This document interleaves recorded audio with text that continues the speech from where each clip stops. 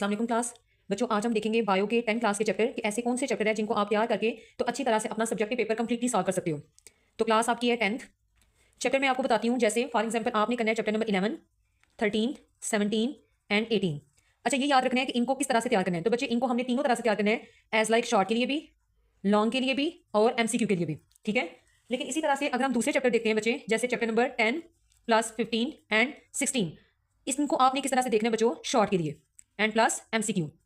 तो ये याद रखना है कि आपने इन चैप्टर को तीनों तरह से तैयार करना है और इन तीन चैप्टर को आपने शॉर्ट के लिए और एमसीक्यू के लिए, बाकी जो चैप्टर आपकी बुक में रह जाते हैं उनका आपने ज्यादा फोकस करना है बच्चे, क्या चीज के लिए, एमसीक्यू के लिए। ठीक है, इन चैप्टर को इस तरह से तैयार करके आपका सब्जेक्टिव पेपर कंप्लीटली सॉल्व हो जाता है।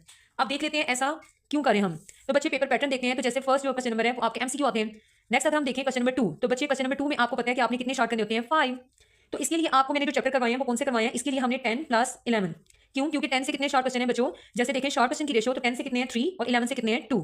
ठीक है, तो आपका 10 और 11 शॉर्ट के लिए, शॉर्ट के लिए। ठीक है, हो गया। नेक्स्ट मूव करते हैं क्वेश्चन नंबर 3 की तरफ। तो सेम एज लाइक बच्चों, इसके अंदर भी आपने कितने शॉर्ट करने होते हैं, 5। तो इसके लिए आपने कौन से चैप्टर तैयार करने हैं, चैप्टर लिख लेते हैं। तो इसके लिए बच्चों 13 प्लस 15, तो ऊपर से चेक कर लेते हैं। चलिए, शॉर्ट क्वेश्चन की रेशियो क्या है बच्चों, 13 से 3, 15 से 3, 13 दूंगे, ये 13 हो गया जो कि शॉर्ट के लिए, 15 जो कि शॉर्ट के लिए। ठीक है, नेक्स्ट मूव करते हैं बच्चे क्वेश्चन नंबर 4। इसमें से भी आपने कितने शॉर्ट करने हैं, 5। तो इसके लिए आपने कौन से चैप्टर बच्चों तैयार करने हैं, जैसे chapter number 17 plus 18 and plus 16।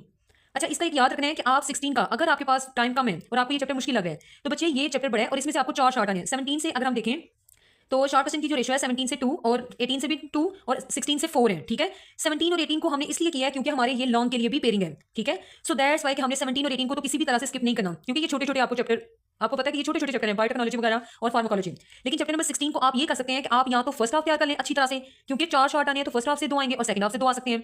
So that's why आप ये कोशिश कर सकते हैं कि आप या तो फर्स्ट हाफ कंप्लीटली तैयार कर लें या सेकंड हाफ, अगर आपके पास टाइम कम है और आपको ये मुश्किल लग रहा है, सो इसलिए आप इसका हाफ चैप्टर तैयार कर लें। लेकिन हाफ जो आपने करना है, आपने उसको अच्छे से तैयार करना है। ठीक है, चाहे वो फर्स्ट हाफ करें, चाहे आपके पास चॉइस है सेकंड हाफ। तो 17 भी हो गया शॉर्ट के लिए, 18 और 16 को भी चेक कर सकते हैं। आपने बच्चों जो लॉन्ग के लिए पेयरिंग है, अब इन्हीं चैप्टर में से मैंने रखनी है। ठीक है, इन्हीं से मैंने आपको लॉन्ग करवाए हैं और इन्हीं से आपको मैंने शॉर्ट करवाए हैं। अब लॉन्ग के लिए जो पेयरिंग है, फॉर एग्जांपल बच्चों देखें, आपने करनी है 11 प्लस 13 और 17 प्लस 18। तो ऊपर देख लें 11 13 लॉन्ग और 17 18 भी लॉन्ग के लिए। बच्चों इस तरह आप तैयारी करके उसके बाद जो चैप्टर दूसरे रह जाते हैं उनको एमसीक्यू के लिए देखें। उसके बाद अगर आपके पास टाइम है तो आप उनके भी शॉर्ट लॉन्ग देख सकते हैं कि अगर इनमें से कोई कंसेप्चुअल क्वेश्चन आ जाता है तो आप उसको रिप्लेस करके उनको अटेम्प्ट कर सकते हैं। लेकिन आपने टाइम बचाने के लिए जो ज्यादा चैप्टर को फोकस करना है वो इन चैप्टर को करना है। ठीक है, इसी चीज को फॉलो करके इसी के अकॉर्डिंग तैयारी करेंगे तो इंशाल्लाह आपके सब्जेक्टिव कंप्लीटली सॉल्व हो जाएगा। ओके बच्चों, अल्लाह हाफिज।